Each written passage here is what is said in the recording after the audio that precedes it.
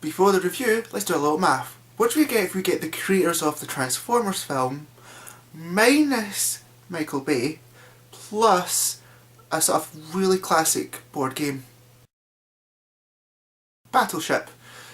This is a film that's pretty interesting in sort of a couple of ways. Firstly, I first saw the trailer for this like during the summer or just after the summer, and I was kind of like, this film looks pretty good, and I saw the title for it as saying Battleship, and I was like, is this really taking off the board game? Because the only face I sort of recognised was Liam Neeson. And then I was thinking to myself, but it's from the creators of Transformers, so this is either going to be good or it's going to be horribly bad. Now, I'm sort of nursing a bit of a cold here, and then a couple of lines I actually see Rihanna is in this film, so that's a bit of a worry. And it wasn't until maybe about a month or so I saw that the star from John Carter, Taylor Heesh, I think his name is actually the main star of this whole film. And is the film good? Let's see. The plot of the story is actually quite interesting. Taylor Heesh's character is, he's kind of like, he starts off, he's kind of like sort of down in his luck, and his brother or friend gets him a job in the Navy SEAL, and he's now part of the ship. I think he's the sort of weapons operator, like command. But all of a sudden there's these like 5 alien objects, you know, heading straight to Earth to form a communications kind of thing in the middle of like the ocean. So they're seen, and it becomes an onslaught of battle. So that's kind of like the plot of the story. It's actually quite sort of simple. There's other sort of plots into it, but I feel as though you really need to go and see this film to see it. So let's get on to the sort of everything that's either good, bad or ugly about it. So what's good about the film? Here's actually the interesting thing. I would actually say this film is better than, to be honest, it's automatically better than Revenge of the Fallen and Dark Side of the Moon, or Dark of the Moon, whatever, from the Transformers. But that's kind of a given because they two aren't as good as Transformers, but it's even better than Transformers.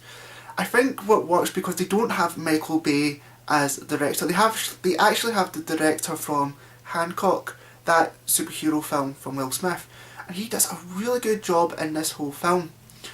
The action is pure action. The acting's actually like kind of okay in some parts, and you know, there's maybe a wee bit of overacting, but it does give a really good message about about these like sort of SEALs. There's actually a part in the film where you see people that have been injured through battle, that have kind of lost like arms, legs, or you know, struggling to get into action. And there's this one guy they kind of go along with this whole story, and obviously it's the main character's sort of girlfriend is kind of helping him through it, and you kind of feel that this is actually something that they really should have shown in Act of Valor. Whereas people, what happens to them when they do get injured in battle. So there's that, and I find that it's actually quite brilliant in how they do it. For the battle scenes as well, it's really, I mean, the battle scenes in this is actually really, really good. I'm actually really surprised at how good these scenes are. Like, they're not just complete copy and paste from Transformers films. These are completely different, and people will probably think, oh, they look like Transformers and that, but they don't actually. They don't look like anything like that. This film's actually quite good for all that kind of sakes. Now, let's get to the terrible side of it. What's bad? I find the film is too long. It's over 2 hours long, but it's shorter than Transformers films, surprisingly. But it could have done a wee bit of a short, like, it could be well shortened down. Like, I'd say about hour and 50 max. Like, there's probably like 20 minutes or 30 of scenes that doesn't really need to be in it, but of course, they have to leave it in it. I like the fact that they kind of like do something with to make it remind it's kind of based on the board game. Like, there's a scene where it has like 2 ships side by side, you know, the yours and the enemies, and then there's one scene where they actually do something that's pretty ingenious. But I wish they kind of did that a bit more. You know, kind of like see it from a bird's eye view most of the time, or it just kind of feels like like they could have put a bit more sort of effort into it.